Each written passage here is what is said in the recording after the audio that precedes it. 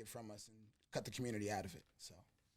So is this program like non-existent or? The program exists, and the problem with the program was it's a great program, right? Right, it sounds awesome. Right, it's really a great idea. But the difficulty was once we started to notice the racial disparities in the program, it became an issue. My community leadership team, we were tasked with telling people in the community what the program was, what was going on, and also checking the data from the arrest to make sure everything was everything, right? Mm-hmm. So we would get the data, and we'd see, for example, most recently, I think there were 3 times as many black people eligible for diversion as white people, yet there were still more white people diverted than black people. And then when we look at the reason for diversion, and we look at the number of people who the police said this person isn't eligible for diversion, that became problematic as well.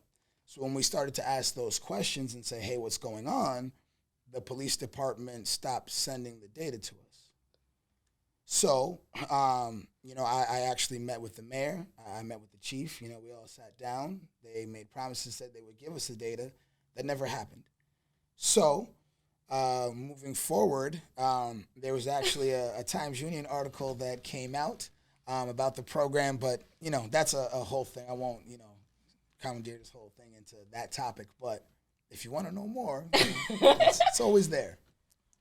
Oh, wow. So for individuals that want to get involved in these programs, whether it's donate, volunteer themselves, how do they get involved? Yeah, Facebook is really like the best way.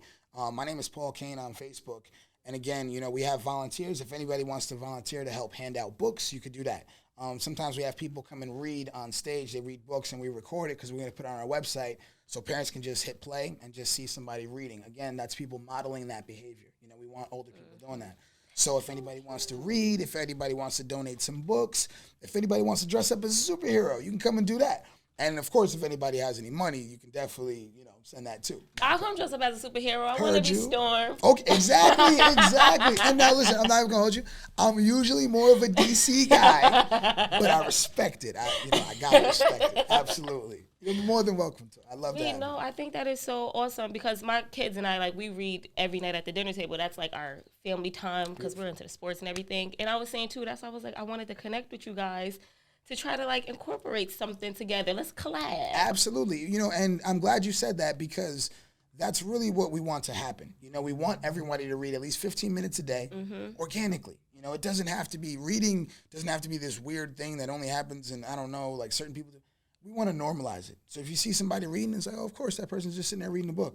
Right. I don't care if you're reading a magazine. We give kids comic books. We're like, listen, you're still processing the words on the page. You know what I mean? Your brain is still working. You're still absorbing those things. You're learning vocabulary. So as long as you're reading for 15 minutes, that's cool. So the fact that you do that, you guys sit down at your table and you read every night, it's fire. Shout out to you. And, that's really what we want other people to do.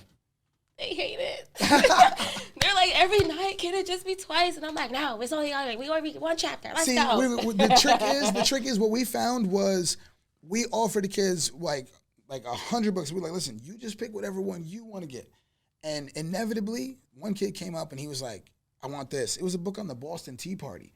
I was like, bro, if that's what you want, go for it. What am I going to say, Right. But we had other kids, they pick the superhero books, and they'll start sitting there reading those. And when we have them choose the book, instead of us saying, here, you got to read this, then it's like you're not being forced to do it. You know what I mean? Right. It's something that you just wanted to do, and I'm just here for it. So that's why we try to offer choice, and we just say, listen, whatever one you want to do, you want a comic book, here you go, whatever you want to do. No, I agree, because my son's into this Grease stuff now. But we was reading the Ghost Boy. I don't know if you ever heard of it. Absolutely. Right? And that book got them open. Now they're like, can we find more books like this? And I'm like, yes. Feed it. Exactly. Go crazy with it. We ordered couple of them off Amazon. We was at Target yesterday. Yes. I'm like. And that's the thing. Once they find something, and again, I thought that their phones was it, their tablets was it, that's all we're going to do here, But then they really get excited about books.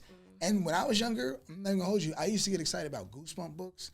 Those are my things. They're still out. That's still. Shout out to them. That's still a thing. That's Bald so head dope. books. But yeah, Goosebumps is definitely still a thing.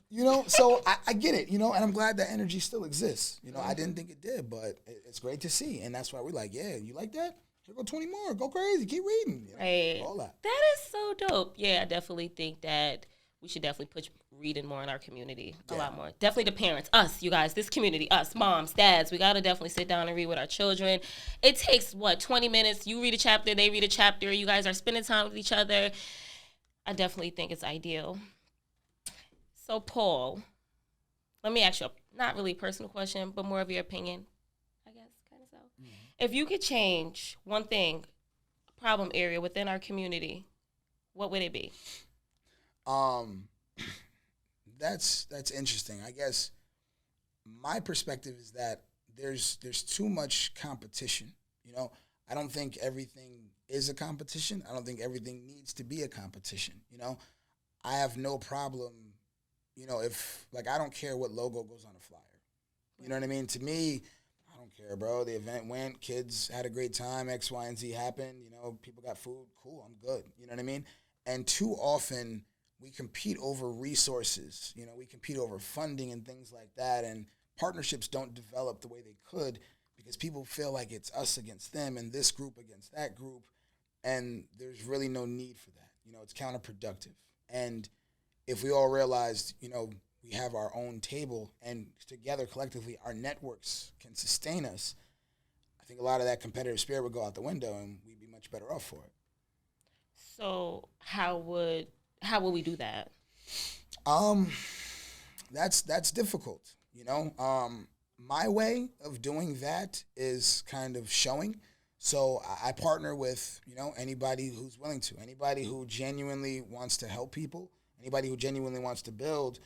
Let's work. You know what I mean? And my thing is value, you know, so I may not make any money off of what we're doing, you know, but if I met somebody that can help me out and give me a truck one day, I'm good with that. Right. You know what I mean? And because I move in that way, value is always around, you know, but that's a very different perspective. But I'm trying to, you know, with our partnership, show people that if we work collectively and give and take, there is a different way, you know, so I'm hoping that we'll show that.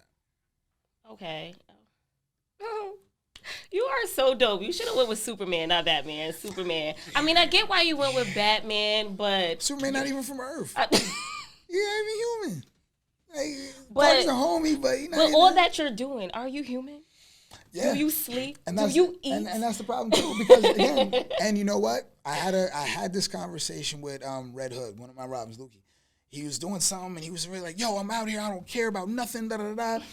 Last year, during 2020, we ended up doing security for, like, a lot of the protests and stuff like that, just helping out because, listen, ain't no people going to run my people over, like, not while we here, you know what I'm saying? So I respect it. We started doing security. And Lukey's on 10, like, oh, I'm out here. And I'm like, listen, bro, we're not Superman. We're not Kryptonian. We're not bulletproof. Like, we got to slow down. We got to outthink these people, you know what I mean? We bats. We got to plan, you know what I mean? We got to use our networks and our resources. We're not the Superman people. That's not us. We can't run out there crazy, you know? So and also, I know people that got big powers. You know what I mean? I'm not there. I'm just a guy in a bat suit, you know? But I got Gotham. We got this under control. Very humble and modest. I like that. Yeah, the most humble person ever. Okay, we hear you. All right, so Paul, because we're going to have to wrap it up soon, but I want all of our viewers to follow you. So can you let them know on all the platforms? Yes. On Facebook, you can find me at Paul Kane. You'll obviously know because my profile picture has like me in like a bat costume and whatnot. And Jade actually did it. Jade works. She's like an incredible artist. So I was like, yo, can you make one of me? Like I'm actually like a fan, but she did it. So, you know, it was all love. But Paul Kane on Facebook. Paul Kane 2099HGH. On Instagram, and that's gonna be in the bottom somewhere down there. It definitely will be. That's so much. Like I don't, you know. But yeah, that's where I'm at for the most part. But again, you know, we will always pick up the phone for you. If you need anything, if any of your viewers reaches out to you and you need anything, please let me know and we'll pull up. Okay. And also, if you have any questions or any of that good stuff for Paul, if you want to get involved in any organizations that he's involved with, you can message him directly, or also you can come through us, and we'll get you guys connected. But that's it for tonight, and thank you for joining us.